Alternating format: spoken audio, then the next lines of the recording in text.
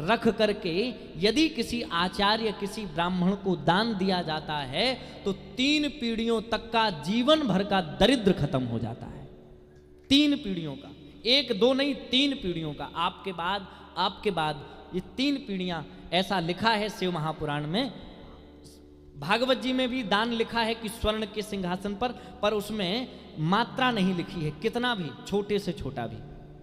अब जब शिव महापुराण की कथा पूरी हो जाए तो जो पूजा की व्यवस्था होवे, क्या कहा, जो पूजा हो रही है घर में, वो चावल है, पुष्प इत्यादि, जो रोज निर्वाण सामग्री, बिल्व पत्र इत्यादि जो बचते हैं, उनको किसी बहते हुए जल में जाकर के कथा विश्राम के पश्चात परिवार के साथ जाकर उनको विसर्जित करने जाएं। यहाँ कोई नदी है आसपास, बहते हुए जल में डालें, तालाब इत्यादि में न डालें, बहते हुए जल में, ताकि उसकी गति हो जावे। बहते हुए जल में उस पूरे पदार्थ को, उस पूरी निर्वाण सामग्री को भगवान को समर्पित करें और भगवान से ऐसी कामना करें, प्रभु आप महादेव ऐसी कृपा बनाए रखना कि वर्ष में या 2 वर्ष में, 3 वर्ष में कम से कम हम एक बार आपके ऐसे आयोजन का लाभ हम उठा पाएं। भगवान से ऐसी प्रार्थना करना, निश्चित भगवान आप पर कृपा करेंगे। और दूसरी बात, अगर वर्ष भर में प्रत्येक इसी तिथि पर, इसी समय पर यदि आयोजन नहीं हो सकता है तो भी घर में कोई ना कोई पूजा पाठ इसी तिथि पर अगले वर्ष अवश्य रखें। इसकी वर्षगांठ मनाई जाती है, तो वर्षगांठ मनाने के उपलक्ष्य में कोई ना कोई पूजा, कोई ना कोई पाठ, कुछ भी छोटे से छोटा ही सही पर करना चाहिए, जिससे आपको, जैसे आपके बेटे के, आपके बेटी की जब वर्षगांठ मनाते हैं, ऐसे ही ये आज से आपके घर का सदस्य हुआ है ये पुराण, तो अब इनकी भी आपको वर्षगांठ मनानी है, ताकि इसमें भी आयोजन में वृद्धि होवे और भगवान शंकर आप सब पर कृपा करें। ये शिव महापुराण सुनने के नियम हैं।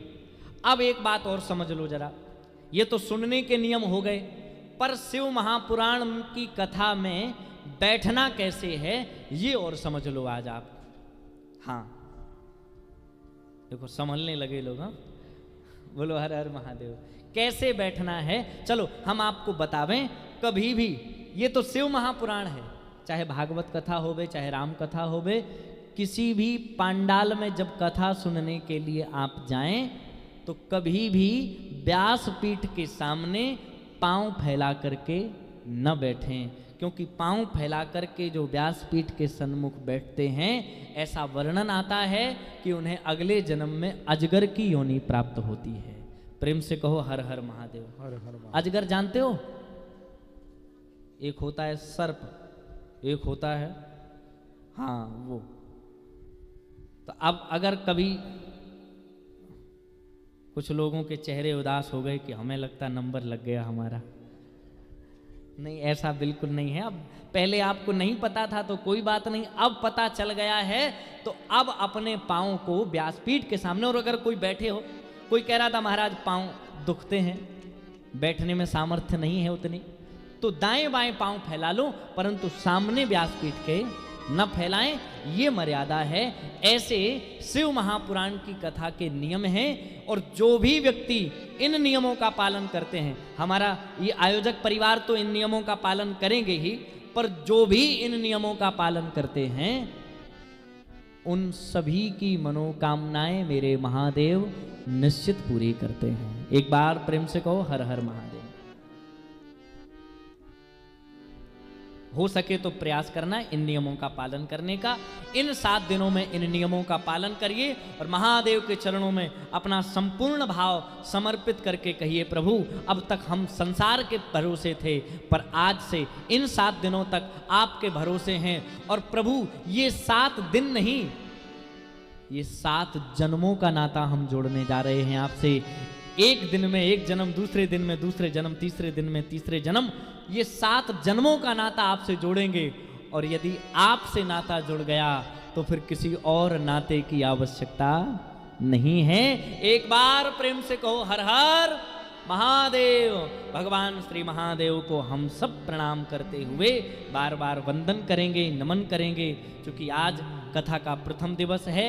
आप सभी की यात्रा की भी थकान रही और आप सब ने आज श्री शिव महापुराण की महिमा का पावन वर्णन भी श्रवण किया है। आप सबको बार बार वंदन, और इन नियमों का पालन आप कीजिए, और अब प्रतिदिन भगवान श्री शंकर की कृपा से आप हम सभी को नित्य प्रति कोई ना कोई उत्सव जिनकी आपको पूर्व सूचना मिलेगी, शिव विवाह भी रहेंगे, आगे भगवान के जन्म भी रहेंगे, गणेश जी का जन्म भी, रिद्धि सिद्धि का विवाह भी, बड़े सुंदर सुंदर उत्सवों का हम लोग आनंद लेंगे। सब लोग तैयार होंगे। एक बार आयोजक परिवार के लिए आप जी भर के तालियां बजा दीजिए ऐसे आयोजन के लिए, और भगवान शंकर से ऐसी प्रार्थना कीजिए कि ऐसे आयोजक परिवार और आगे आते रहें, ताकि भगवान की कथाएं निरंतर होती रहें। तो एक बार आप सब लोग अपने दोनों हाथ उठा के कहिए, हर हर महादेव।